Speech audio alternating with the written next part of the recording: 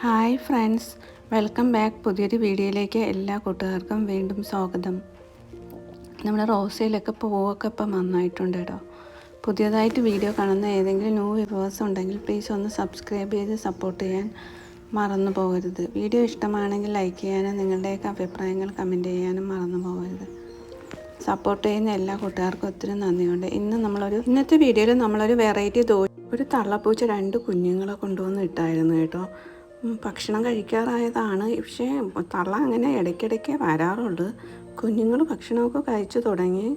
രണ്ടും കൂടെ ഭയങ്കര ബഹളമാണ് കേട്ടോ. ഇപ്പം 3 കുഞ്ഞുങ്ങളായി. പക്ഷേ റെസിപ്പി ഉൾപ്പെടുത്തിയിട്ടുണ്ട്. നല്ല സൂപ്പർ കിടിലൻ ടേസ്റ്റാണ് കേട്ടോ. നമുക്ക് തലേ ദിവസം അരിയൊന്നും അരച്ച് വെച്ചില്ലെങ്കിലും നമുക്ക് പെട്ടെന്ന് ഉണ്ടാക്കാൻ പറ്റിയ ഒരു ദോശയുടെ റെസിപ്പിയാണ്. കണ്ട് സപ്പോർട്ട് ചെയ്യാൻ മറന്നുപോകും. അതിനായിട്ട് നമ്മൾ 1 കപ്പ് പച്ചരിയാണ് നമ്മൾ എടുത്തിരിക്കുന്നത് കേട്ടോ.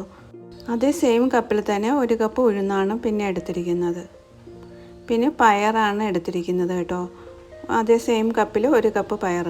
പിന്നെ 1/4 ടീസ്പൂൺ ഉലുവ ഇട്ടിട്ടുണ്ട്. നമുക്ക് തലേദിവസം നൈറ്റിലൊന്ന് വെള്ളം ഒഴിച്ച് ഒന്ന് സോക്ക് ചെയ്യാൻ വേണ്ടി മാറ്റി വയ്ക്കാം കേട്ടോ.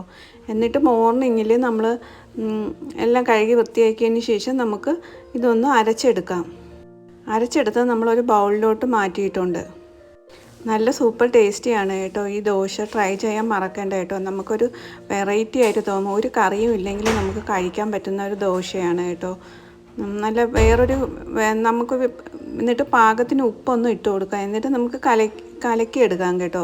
വേണമെങ്കിൽ ഒരു 10 മിനിറ്റ് നമുക്ക് അടച്ചു വയ്ക്കാം, അല്ലെങ്കിൽ തന്നെ അപ്പോഴേ തന്നെ ഉണ്ടാക്കാം. പക്ഷെ നമുക്കിത് പിറ്റേ ദിവസം ഉണ്ടാക്കാനായിട്ട് മാവ് വെച്ചിരുന്ന് ഉണ്ടാക്കാൻ അത്ര കൊള്ളത്തില്ല കേട്ടോ. നമ്മൾ അപ്പോഴേ തന്നെ ഉണ്ടാക്കുന്നതായിരിക്കും ടേസ്റ്റ് കേട്ടോ. അതിന് ശേഷം നമ്മൾ പാൻ ഒന്ന് ചൂടായതിന് ശേഷം ലോ ഫ്ലെയിമിൽ വെച്ചിട്ട് വേണം നമ്മൾ പരത്തേണ്ടത്. കൊടുക്കാം കേട്ടോ. നല്ല നൈസായിട്ട് പരത്തിയെടുത്താൽ നല്ല മുരുമുരായിരിക്കുകയും ചെയ്യും. നമുക്ക് കറിയൊന്നും ഇല്ലെങ്കിലും തിന്നാൻ പറ്റും. കുറച്ച് നെയ്യും കൂടെ ഒന്ന് സ്പ്രെഡ് ചെയ്ത് കൊടുത്താൽ മതി. നല്ല ക്രിസ്പി ആയിട്ട് കിട്ടും. വേണമെങ്കിൽ ചമ്മന്തിക്കറിയാണ് ഇതിൻ്റെ കൂടെ കോമ്പിനേഷൻ കേട്ടോ. നിങ്ങളതൊന്നും ട്രൈ ചെയ്യാൻ മറക്കണ്ട കേട്ടോ. ഇതൊരു വെറൈറ്റി ദോശയാണ് കേട്ടോ. എല്ലാവർക്കും കിടിലൻ ദോശയാണ്, ഇഷ്ടപ്പെടും.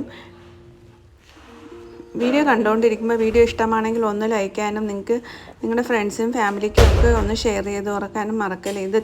ഇന്നത്തെ വീഡിയോ ഇത്രയൊക്കെ ഉള്ളൂ കേട്ടോ. വീണ്ടും നമുക്ക് അടുത്തൊരു വീഡിയോയുമായിട്ട് വീണ്ടും കാണാം. Thanks for watching.